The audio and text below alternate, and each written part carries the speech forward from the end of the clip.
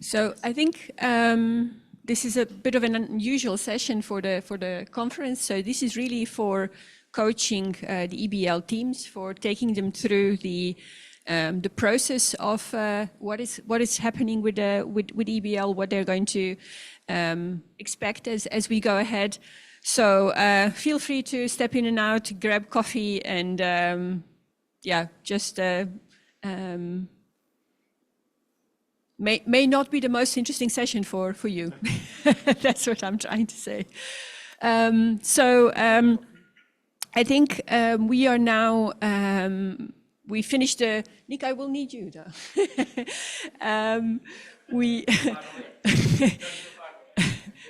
Yes, that's good. So we are right now in the phase of EBL where we passed the concept paper phase. So that was optional phase where teams could submit their short proposals, get some feedback, and then improve their proposals for the final phase. So maybe let's start.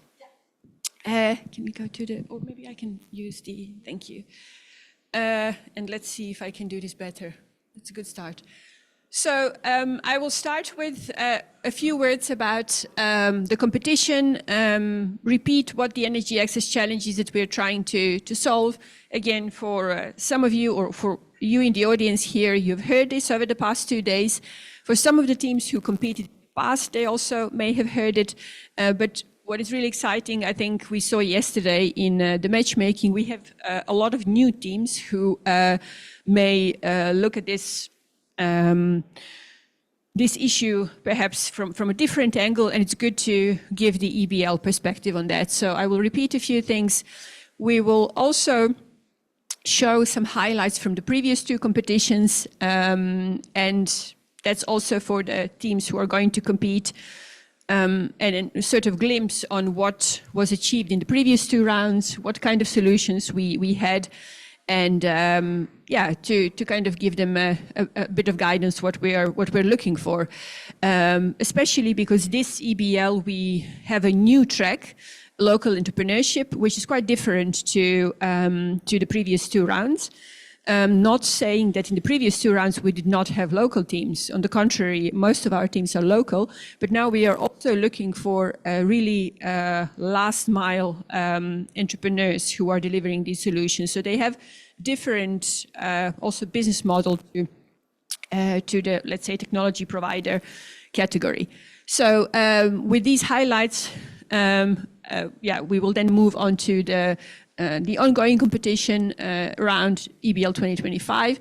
We will run through the setup of the competitions, what are the tracks, where teams can compete, where we are, and what is coming, also reflecting on the field tests that they have to do.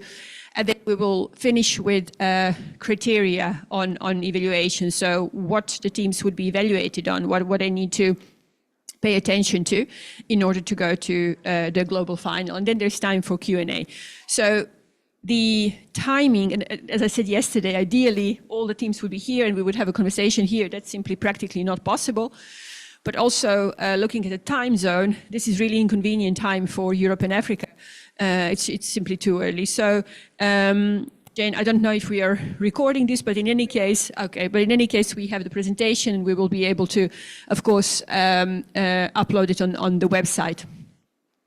And you always also, this is for the teams, know how to reach us or how to reach Jane. But with that, I start with really a plea to, when you reach out to us, please use your team name. So not your company name, not your project name, not your own personal name, but when you make an inquiry, please use your team name.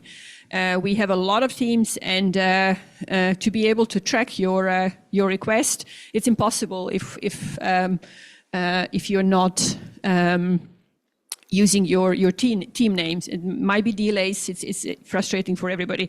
We'll put that as also in the presentation as a sort of yellow message. Good. So let's start. I think everybody who's competing in this competition obviously knows what problem they're trying to solve in their communities.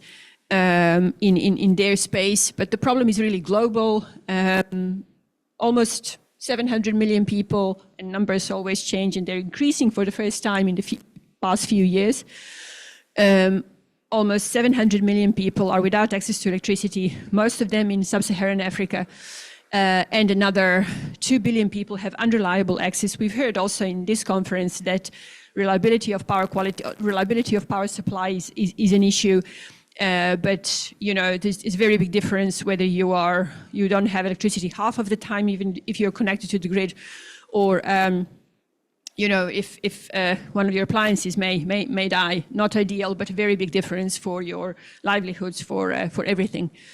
And a problem that we don't talk about a lot, in my opinion, in this room, because we're electrical engineers, is clean cooking.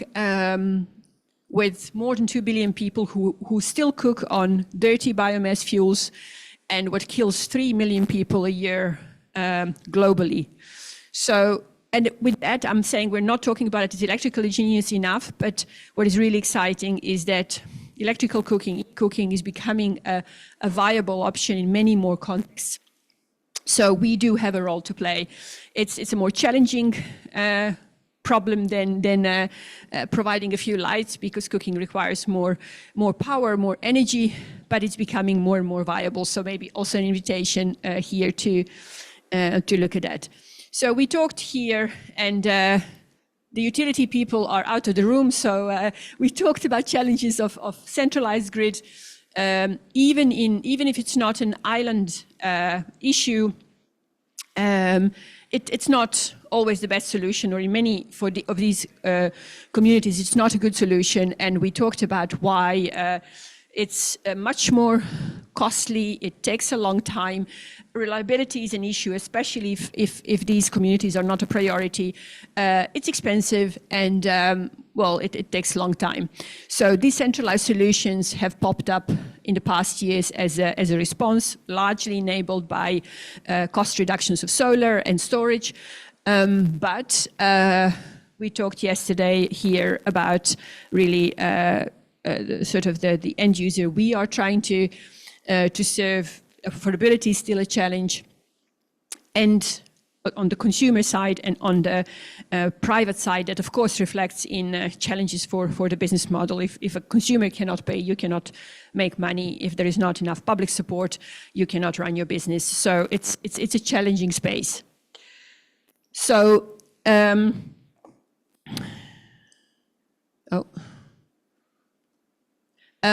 and maybe just a brief reflection. Energy access is part of global transition. There is no energy transition. There is no successful energy transition without universal energy access. So with that, it is not only a political agenda, it's also leveraging technologies that are enabling energy transition to also make energy access happen. And from the global perspective,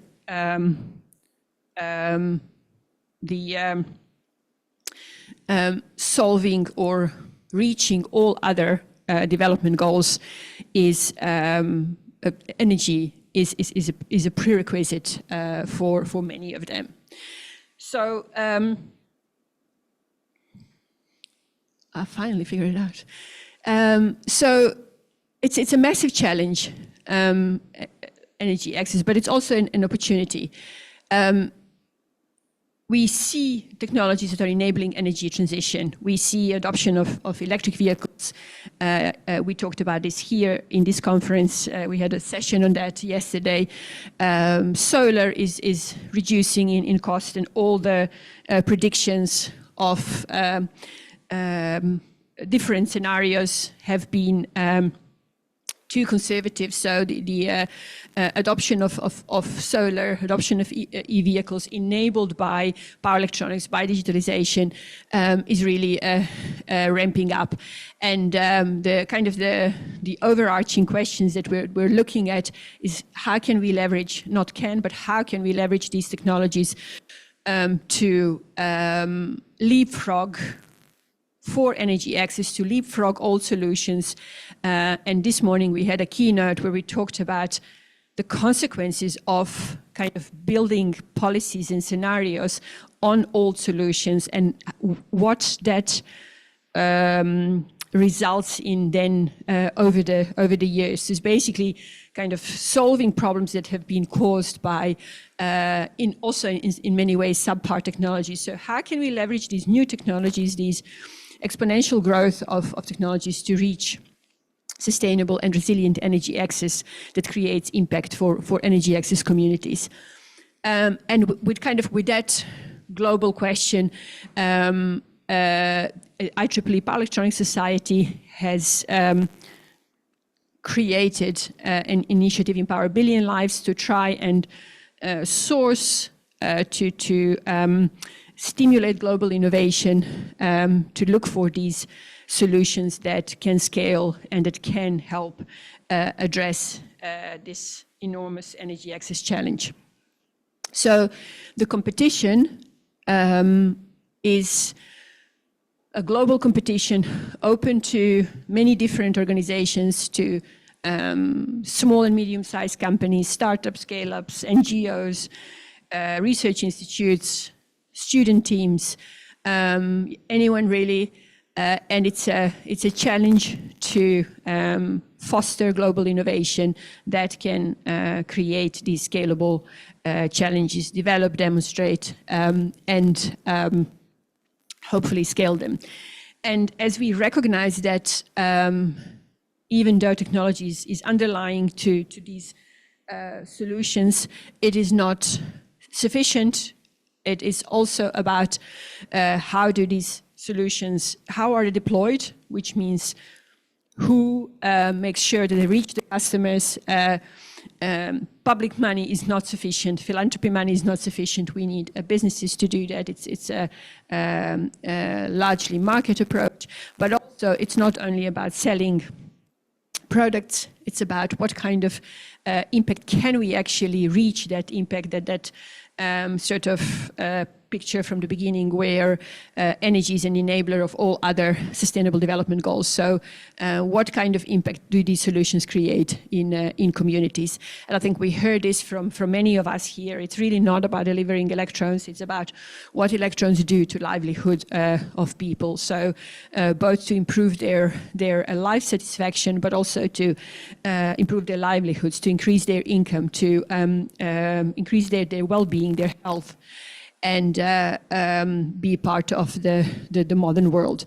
So it's a recurring competition, and the idea is that we leverage learnings from the previous rounds, both from our side as organizer, but also that teams can leverage learnings from the past rounds, both their own, because we have recurring teams. We have teams that participate in both rounds, teams that have partnered with the other teams in the past rounds. So it's really an exciting ecosystem. So as I mentioned, this is the third round. There were 2 rounds of EBL in 2019 and 2023. In total, we had 5 teams who engaged with the competition from 17 countries worldwide. In the past 2 rounds, you can see on the map, I think this is from 2023, and the participation looked differently between the 2 rounds, partially also due to Corona. Participation of teams from Asia was less in the second round. And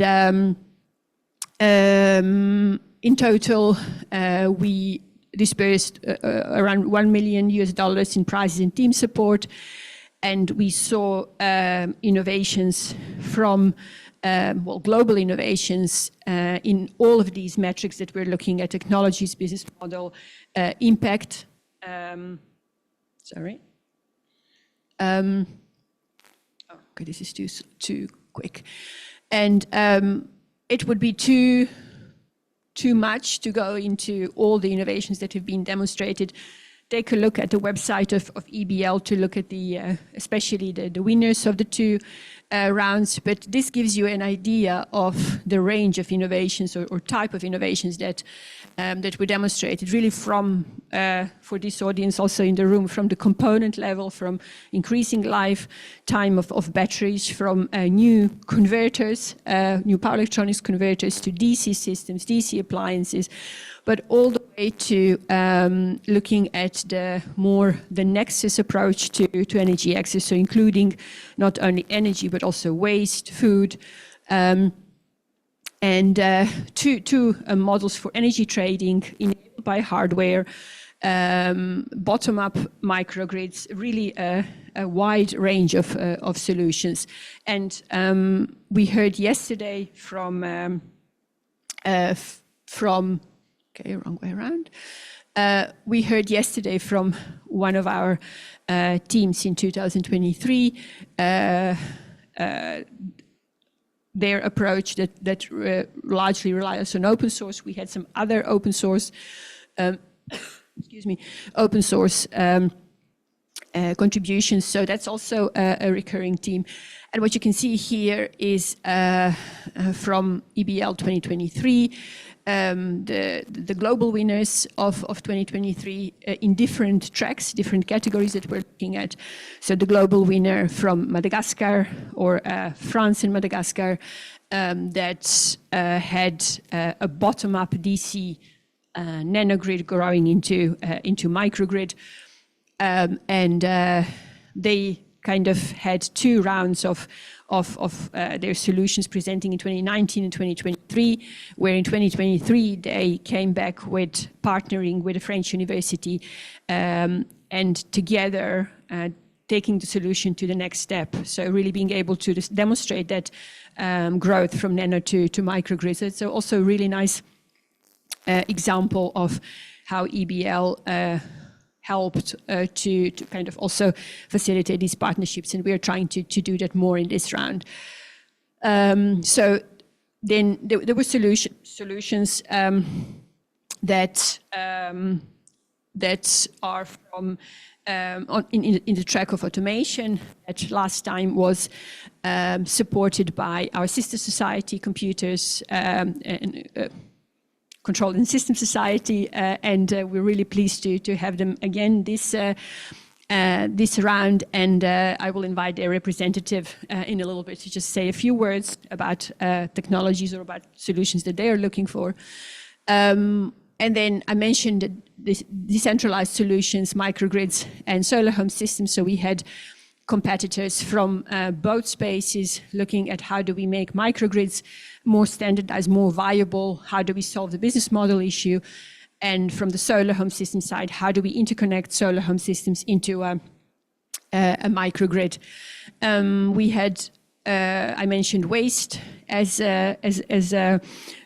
also type of innovations that we've seen. So this was a company that demonstrated biogas solution for also addressing the waste problem and delivering clean cooking gas solution.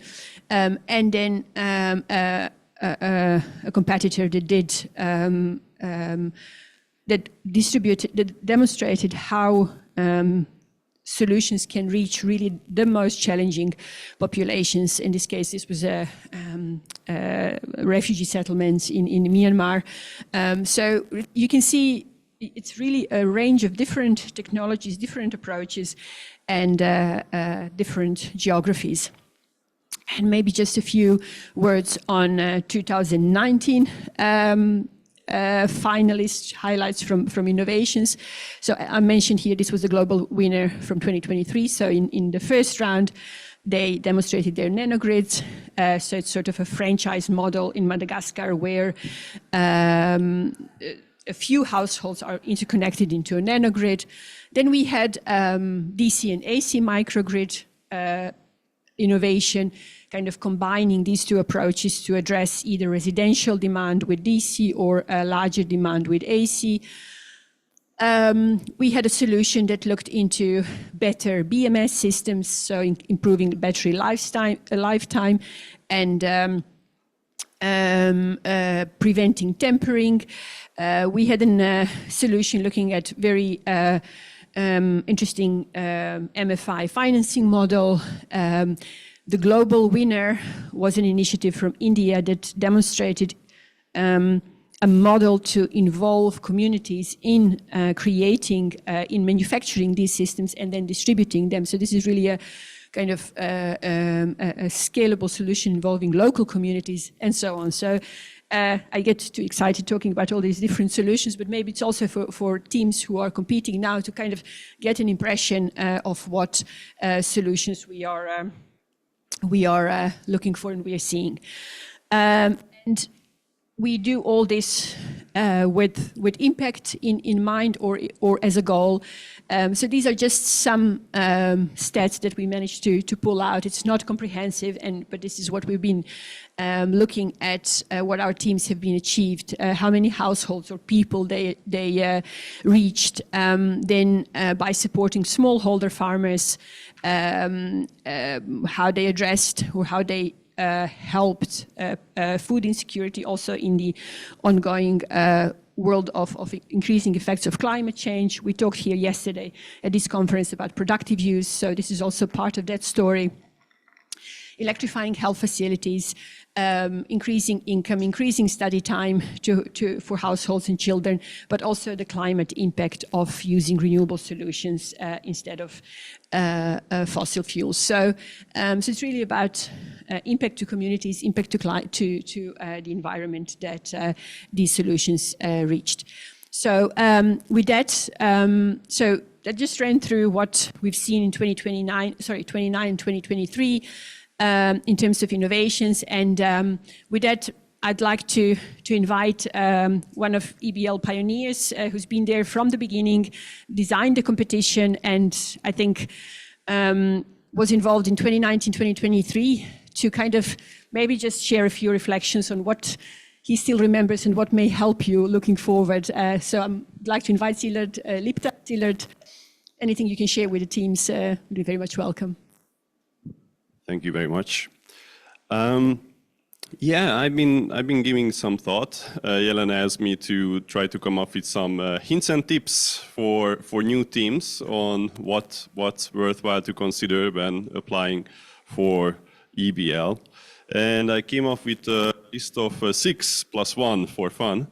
So my main advices would be, well, the first 3 is more of a rule setting. So let's just make sure that we all understand this is a competition. This is not a grant. So if you would like to apply for funding for running a project or expanding on an existing one, this competition is not for you. This competition is about showing how your innovative solution can enable scale to scaling energy access to new heights. The second one is that you have to show how your solution is indeed very scalable to millions, preferably billions. So if this is a solution that works in 2 villages in Western Kenya, that is lovely and that is needed, but that is again not within the scope of this program. This is something that has to work across cultures, and continents and has real scaling potential. The third one is, well, again, what Jelena already said. If you need some inspiration, please check out the previous winners that she just presented. That should be very helpful. The next 3 are what I would just call solution-oriented advices. So basically, how to start a new idea, which is a pretty broad topic.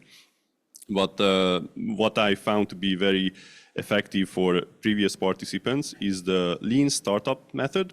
So try to avoid waste as much as possible. That includes wasting your time, wasting your money or other people's money, other resources, and you make sure you validate your hypotheses. So that's the best way to avoid going astray and chasing vivid dreams, and making sure what you think the customers want is indeed what they want. The next one is indeed that. Know your customer. Field testing is a must for all iterations of EBL. For this very reason, we are not interested in hypotheticals.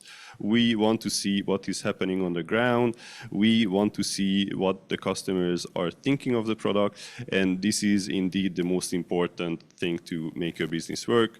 What are the pain points of your customers? What is missing for an optimal product market fit? And that's what you should obsess over in the early stages of your company/idea. The third one is practice critical thinking. Try to find a fatal flaw as early as possible in your idea. Again, field testing is a really good way to do that, speaking from experience. And the plus one is we really would like to see sound engineering and sound science. This is an IEEE initiative, the largest professional association in the world. The reviewers are deeply technical. We have professors from leading universities from all over the world.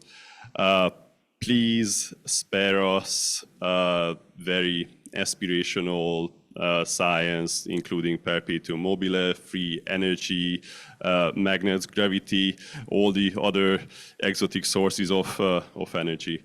Yeah, with that, I think we are looking forward to a very exciting new round of EBL with exciting new solutions. So, thank you. Thanks so much, Zilad. I think this is really helpful and also kind of reality check from the ground. Zilad, I think you were speaking from being involved in EBL, but also running your own startup. So very much appreciated tips and tricks for the teams. And indeed, we will come back to the field test, but that's really a key requirement of this competition. So while we do see the need for very kind of futuristic solutions and innovations, scalability is really what we're looking for. So if this is too early stage that cannot be demonstrated in the field, that's probably not, or that's not for this round. So keep working on that for the next round. Good. So with that, we move on to EBL 2025. So the ongoing competition.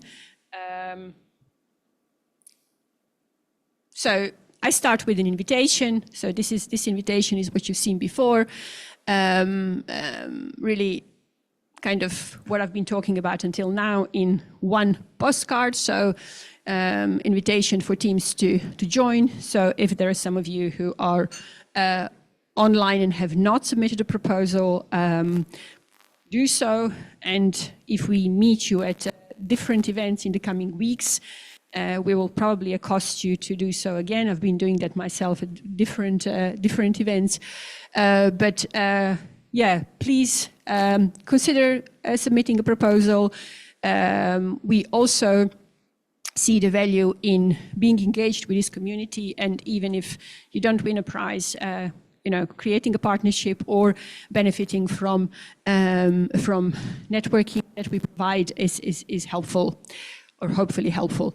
So again, I'm not going to repeat this. The competition is open to everyone, and we're looking for really different angles, different innovations. The type of solutions, I will come back to, but we're really looking at a range of solutions that need to be there to address this enormous challenge. So it could be a solution that addresses the whole, generation storage delivery system, like the whole energy access system. It could be a solution that's end use, really load, whether it's productive use, whether it's clean cooking, whether it's e-mobility. So it could be a category that addresses that. It could be an underlying enabling technology. So it's not a full system, but it's really part of the system or software or enabling technology that addresses some of the key challenges. We talked about interoperability here. We talked about sustainability, lifetime, scalability. So we're also looking at those solutions. recognizing that you can have the best solution that cannot reach the customer. I think Zilad also reflected on that. This year we have a specific category looking at how do we make sure that these solutions reach what we call in energy access last mile, so really the most remote, the most vulnerable customers. And this is not an issue of technology only. So this is really requires different business model, different thinking, knowing your community. And we saw some of the teams yesterday who are trying to do that in some of the most difficult contexts. So we're looking at solutions that, again, address these three metrics: impact, technology, and business models. So these are some of the innovation corners that we're looking at. So we talked about challenges. So reaching scale is difficult. So what are solutions? What are innovations that enable scale solutions across different regions, across different geographies, perhaps even different regulations? So how can we, with technology, address some of these challenges? How can we increase sustainability of solutions? So, of course, you can always fly an expensive engineer, or maybe you can't because you can't afford expensive engineer to a remote island to fix something, but ideally it wouldn't break. How do we make sure that these systems work in an automated way that does not, or that reduces the need for maintenance? How do we make solutions last longer, make them more circular? So sustainability is really a challenge. How do solutions grow with demand? We saw this morning in our keynote, what happens if a community's needs increase and the solution cannot meet that? How do we do that? And then I already mentioned automation and control as a way of kind of making these systems more autonomous. And I think that's something that one of our partners, Control System Society, is looking at. And maybe Aranya, that's for you now. Just if you want to say just a couple of words on what you have in mind on that, maybe that's helpful for teams. Thank you. Yeah, so my name is Aranya Chakraborty. I'm actually attending this conference and especially this session as a representative of the IEEE Control System Society. And because this is a coaching session, so maybe I'll just quickly mention that control is something which is ubiquitous, right? So it's an essential component of electrical energy systems, and that's what the proposals are going to be, whether it's like a mini grid, nano grid, microgrid, whatever grid that you guys may be proposing for your communities. You know, I'm sure that there will be several control challenges. And I also just want to quickly mention that the word control doesn't necessarily always mean closed loop control. Control is a very broad word in terms of what CSS really represents. For example, control means stability of the grid that you will be designing. Control also means system identification. In many of the presentations that we heard in this conference, you know, they were saying that, okay, so we don't really know the exact model of our microgrid, and there's also scarcity of data. So how do you actually gather reliable, high-resolution data, and, you know, from you go to models? That's system identification. So system identification is also like one very big component of control. And of course, there are different kinds of closed loop control, such as robustness. You know, when there are uncertainties in your microgrid operations, you don't know the PV fluctuations, you don't exactly know where the wind is going to blow, but then you have to design your controller taking all of these uncertainties into mind. So that's the robustness. There's also resilience, which is like harsh weather. So whether your controller is going to perform as desired in the middle of a huge thunderstorm or wildfires and things like that. So these are resilient constraints that you have to consider. And just you know, from a program direction point of view, I think one suggestion that I would like to give to the teams is that if you do think there are severe control issues that you're proposing, such as, you know, nonlinearities. One classic example was the example that the speaker this morning just said about the switching of the seamless transition from gensets to solar. Switching can create like huge, you know, instability issues. And one advice that I would like to give to the proposal writers is that if you do think that there are severe control challenges for the project that you're proposing, maybe you can just dedicate one section in your proposal with the heading like control challenges challenges or automation challenges or stability challenges or dynamical challenges, and very clearly write down what exactly are the challenges that you're going to address as a part of your project. I shouldn't really say project, it's more like a competition, as you said, and not a proposal, but there are deliverables involved, right? Even if it's a competition. So please write that down very clearly in the form of like one dedicated section instead of smudging the whole information all across. And I think that will help us a lot in when we do the evaluations, when we do the reviewing and write down the pros and cons. I think that will help us a lot in understanding where the control and automation part is playing a big role in your project. So that's what I wanted to mention. Thanks. Thanks so much, Aranya. I think that's really helpful to kind of reflect on what kind of challenges are there and what control can address and actually what it should respond to, looking at challenges of energy access solutions. But indeed also when you write a proposal, try to also keep in mind that you will have reviewers who look at different aspects. So we mentioned social, impact, business. So try to make it also easier for reviewers to appreciate your solution. Then we're moving on to, let's say, more delivery challenges. So I mentioned last mile. I don't want to repeat too much, but I also kind of do want to repeat it, because if we have a solution that cannot reach the customer, then its value is limited. And for that, not only good solution, good technology, but also innovative business models are needed, understanding the community, and also understanding the regional context. And we're really looking at solutions that can enable regions to communities to increase in their life standard, to improve their livelihoods. We're also, since previous round, looking explicitly at how do your solutions address gender issue, how inclusive are they, how do they respond to not only the needs of women, specifically in gender, but also how do they enable kind of more transformative approaches towards women.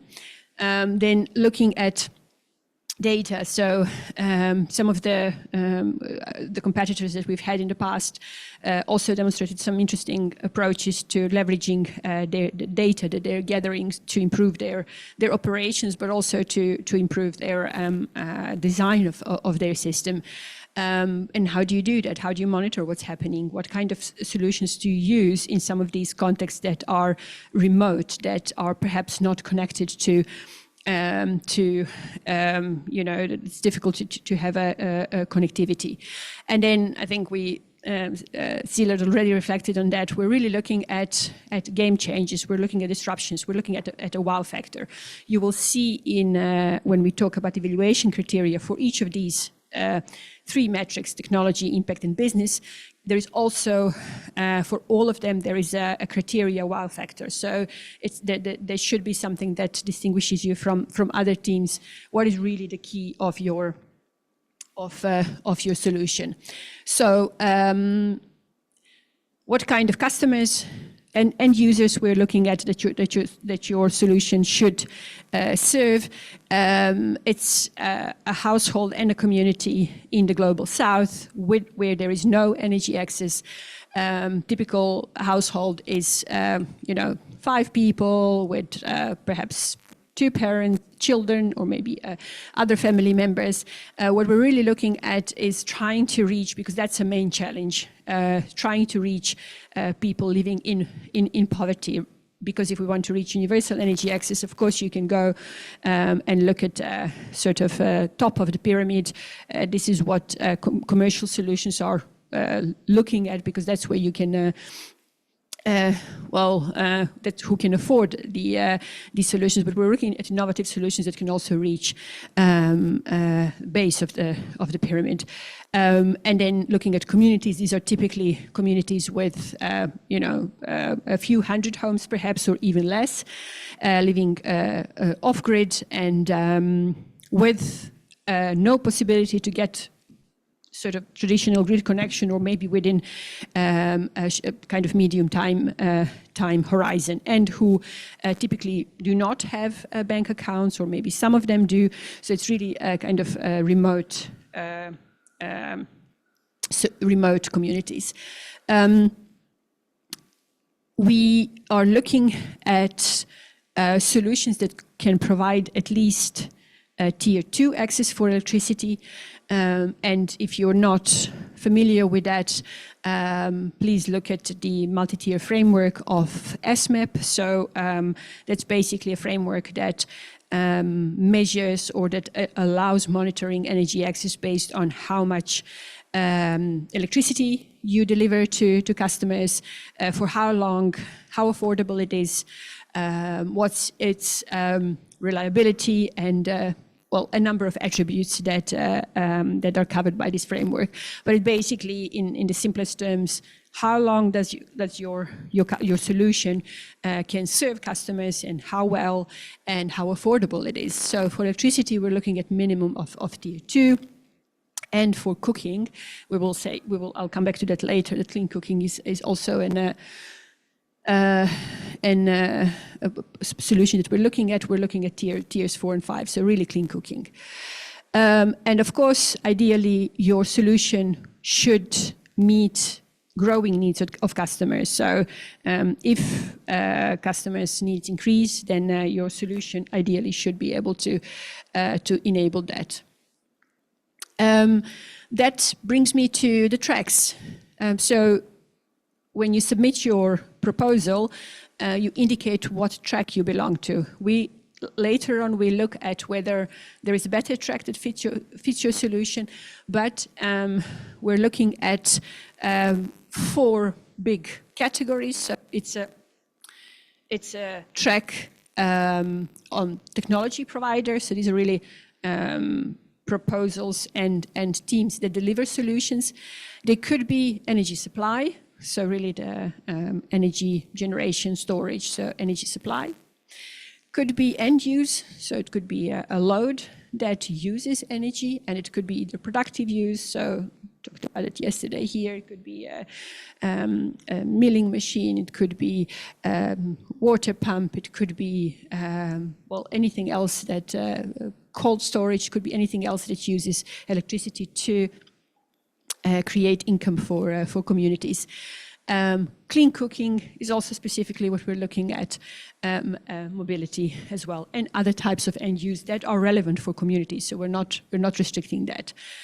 Enabling technologies, as I mentioned, so it's a solution that addresses some of the challenges of scaling of energy access solutions while not being the full either energy supply solution or technology provider. Then, for the first time, we have a specific track, local entrepreneurship, that should address some of the challenges we talked about earlier on: last mile distribution, innovative business model, reaching the most vulnerable customers. This year, we also have a new track, energy resilience. And the idea here is twofold. On one hand, solutions that are suitable for energy resilience, which could also be in the global north, could be applicable to energy access contexts. And the other aspect is that energy resilience is really becoming also a growing challenge in the global north, with climate change, with sort of the results of that are causing issues with reliability of power supply, and need sort of fast deployable solutions that can be delivered to communities. And delivery models are different, but the underlying technology could be similar. And we have a category or a track, student teams. So this is specifically for teams that consist of students from tertiary institutions. And we've had in the past 2 rounds really interesting solutions, interesting contribution by student teams. And maybe good to mention already here that the difference with student teams is that they do not necessarily have to demonstrate their solutions in energy access context with a field test like other categories do. They can, if they're from the global south and if they do that, that's fantastic, but it's not a requirement. For the energy resilience track, they have to do field tests, but again in energy resilience context, so not necessarily in the global south, not in energy access context, which may open up competition to perhaps teams that would not do that in the global south. So this is just a little bit elaborated on what we're looking for in different tracks for the energy supply. This could be decentralized solutions. We already mentioned nano, micro, picogrids, if you will. So it could be different things, surprise us, but they align with the competition goals. Could also be centralized solutions. So yeah. It's really not, we don't prescribe that. I think I've covered most of this, so don't have to go through this again. Now, we're coming to the stages of the competition and timeline, so where we are now. We're beginning of January, which means we have just under 2 months to receive full proposal, so you have less than 2 months to finish your proposal. Then we'll be reviewing proposals, and teams who are invited, who passed this reviewing stage, will be invited to do field testing. And we're fortunate this time around that we have more time for field testing from 1 April to end of September. So this is where you can test your solution in a relevant community, and teams who are invited to come to global final will do so beginning of December. We will hold a global final for the first time in Africa for this round, and we are really happy about that. The previous 2 global finals were in the United States. We held it together with our flagship conferences. This time we will also hold it together with a Southern Power Electronics Conference in Johannesburg. So we are the global final will be in Johannesburg in South Africa. And with that, I'm really pleased to invite the local co-chair of the global final, Nick Singh, to just say a few words on on EBL or what we can expect in Joburg. 100%. Thank you. Thank you, everybody. Yeah, so I've been part of this initiative for a while, brought into the via Deepak. And I think it was spurred by the work that Eskom obviously was doing in this space. It's great that we're having it in Johannesburg. I think South Africa is much needed area, for this sort of technology. I think we spoke about it in my presentation, and we look at innovative solutions. I just want to add, Elena, that Eskom also does a whole lot of Eskom Science Expos, very similar, to try to get our young ones to think about energy, look at innovative solutions. And I think there were some national winners now that will go over to that international science fair that I think is happening. I'm not sure. It happened in Bali, I think, last year, if I remember correctly. So very excited about that. Johannesburg, I don't know how many people have visited, but I think it's a wonderful location for this. From Eskom, we obviously are located in South Africa. I'm also based in Johannesburg, which is very convenient. So I will do my best to try to host you guys as much as I can. And I think it'll be a fantastic opportunity to look at the local entrepreneurs in the country as well. So I think I'm going to, obviously, for those who don't know about it, I will try to extend this invitation out. I'm sure there's going to be a lot of innovative ideas around this. I think the innovation comes when there's a need. And obviously, when you're in the country and you see your families grow up in a particular way, and if you want to make that change.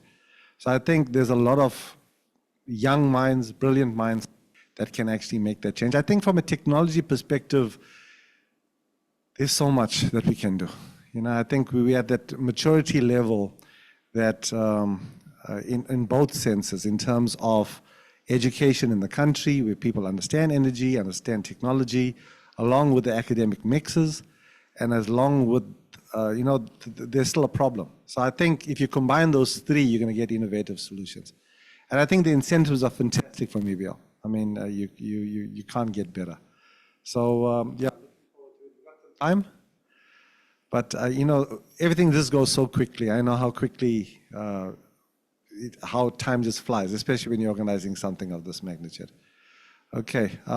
Yeah, I think anything else that you want me to highlight? Are we good? Okay. Can I go to the beach? You can go to the beach.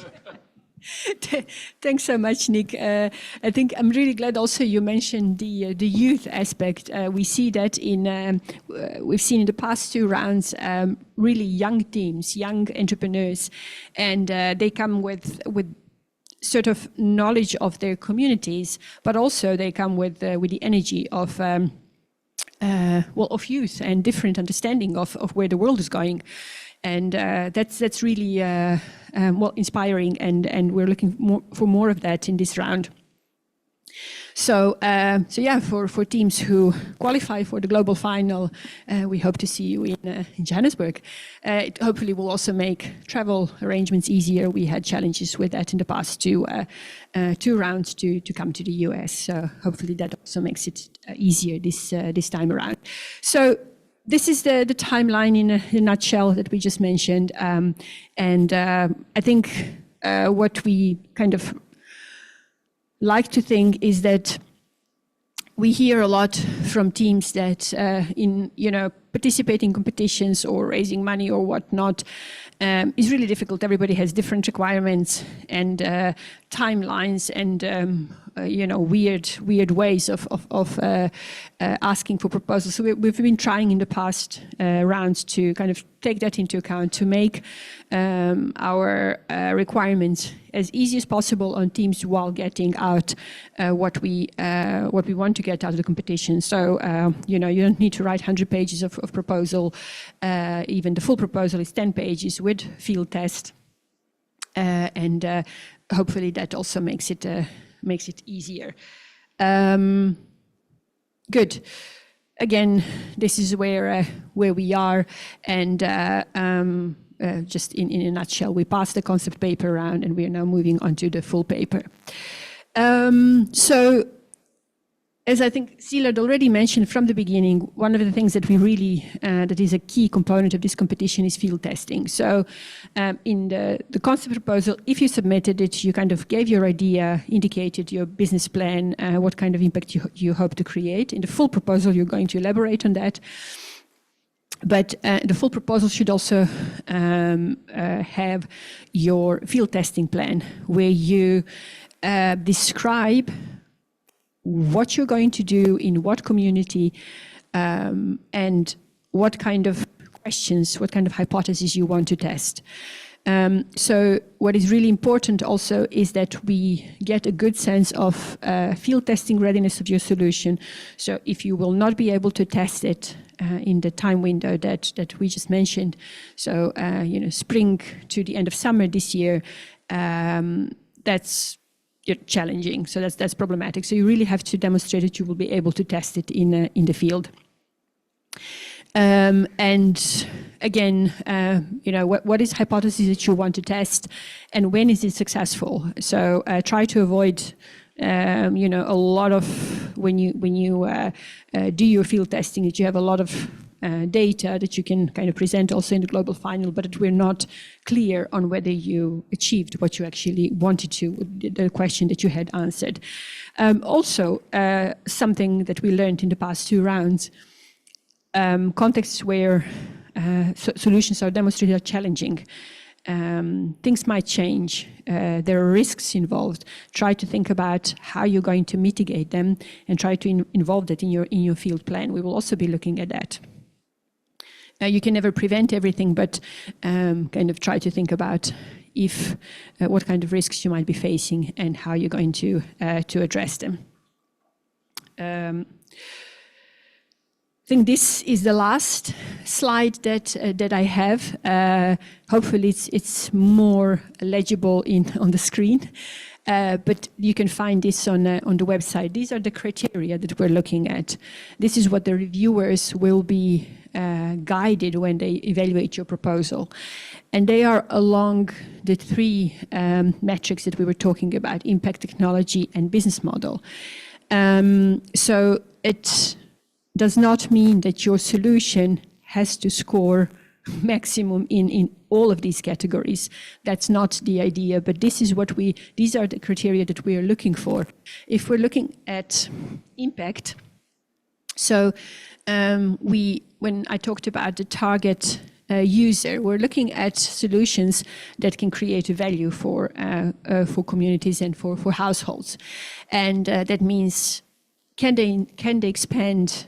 Can solutions cater for their growing energy needs? If that's the case, can they increase their income, their livelihood? Can it improve their health? So really, what is that impact on the households that your solution can hopefully unlock? Does it meet critical community needs on a community level? Is it for health purposes? Is it what happens if there is a calamity? Can it happen? Can it help communities communicate? So really we're looking at what kind of impact does it create? How easy it is to use? We had solutions here also at the conference presented where one of the key kind of design principles is it has to be simple for end user to use and to operate. It has to be affordable. We mentioned that the end user is living around or just or in the definition of World Bank's definition of poverty. So these solutions have to be affordable, and the consumer has to be able to afford, even if it's spread payment. So if you're looking at solutions like pay-as-you-go or microfinancing or whatever it is, the end user has to be able to afford that. And, what is this wow factor of your solution when it comes to impact? I mentioned some of our previous finalists that managed to address the needs of the most challenging communities, remote refugee settlements in challenging conflict contexts. So what is the wow factor of your solution? Looking at the technology criteria. When I talked about innovations or types of innovations we're looking at, so scalability was one of the things. Can it scale across contexts, across geographies? Can it expand in capacity? How does it operate? Is it autonomous to operate? Do you need to fly an expensive engineer? How sustainable it is? Is it interoperable? So, what happens if if there is a grid coming, or what happens if something needs to be replaced? So, will it be able to operate still? How do you do monitoring? Is there connectivity with the cloud that enables some of these things? What are the advanced features of your system? And again, the wow factor. So it does not necessarily be covered in these criteria, but something that is really innovative about your solution, but it's relevant. It's not just about innovation. It has to be relevant for the end goals of the competition. Looking at the business model, so how viable is your business model? Does it rely on public funding, and to what extent, and how are you going to get that? Make those assumptions clear. How does it work with it's easy to serve? It's not easy, but it's easier to serve a village.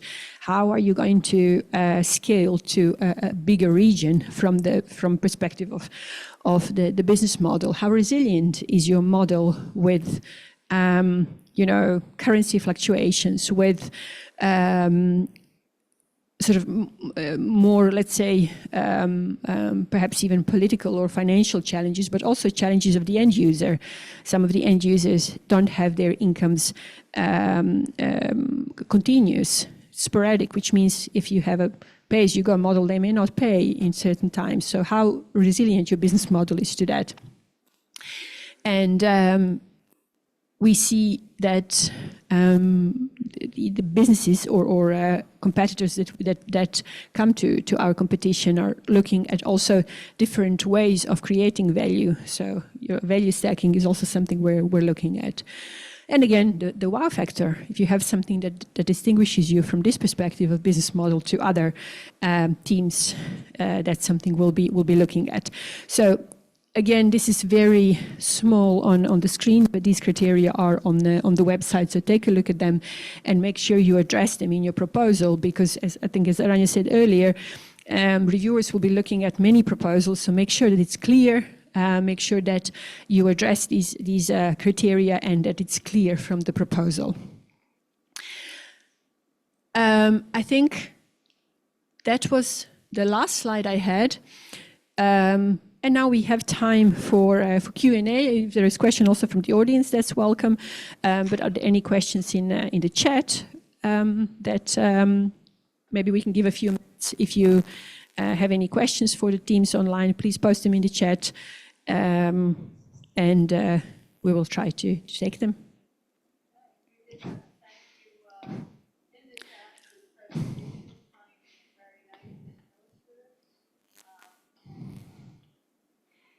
Thank you. And maybe while teams are thinking, if there are questions from the audience, we are of course looking for teams until the end of February. So in your networks, in your communities, feel free to, or actually would very much appreciate if you promote the competition, but maybe you have questions that you would have.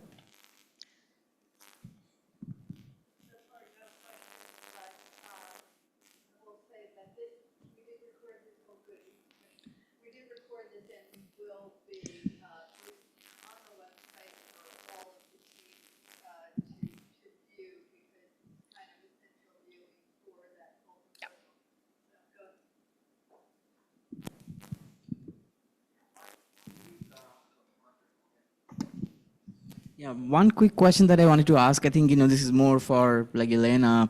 In the impact column that you showed, is it necessary for proposal writers to mention anything about education and outreach as a part of impact?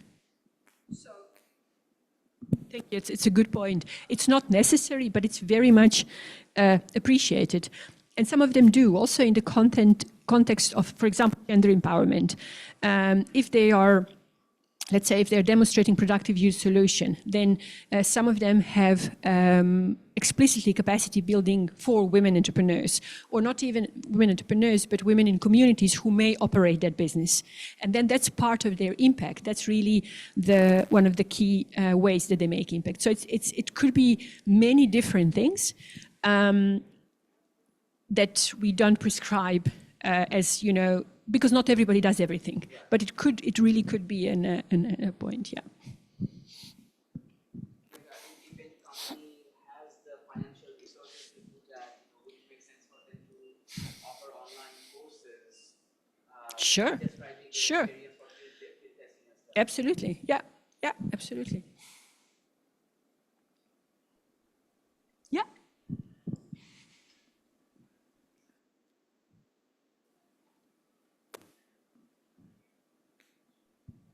Thank you. Hello, Jane? I just want to ask if we have to mention about the regulation, because my solution and technology doesn't have the current regulation, and it'll be disruptive for the regulation. It's a very good question. So the question here is, what happens if a solution is not does not fit the current regulation, or there's not full regulation for the solution? I think one of the things is you have to test your solution. So it has to be in the field test. So you have to be able to test it. You could, in your business model, you would have to address, if you want to implement your solution in the next few years, regulations of some sort have to be in place. So you have to kind of convince us that you can make a business out of it or that you can deploy it. And it doesn't mean that regulations have to be fully now, but that there is that, prospect. I think it's very important also for other teams in different contexts where in many cases regulations are sort of in the making or but for example, if it's a small mini grid, in some cases it's until certain capacity is possible, but it's a really important point. So to kind of describe what is happening right now and what are the expectations. Yeah.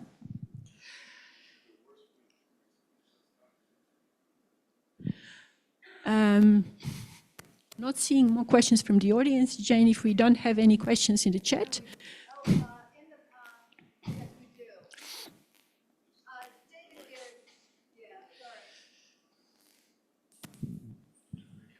Thank you. David Gibbs, one of our team members, said in the past, have participants conducted field testing in more than one region or with multiple partners? They did. Yes. Yeah. Okay. And that's obviously, a good thing. So if you can do that, please do so.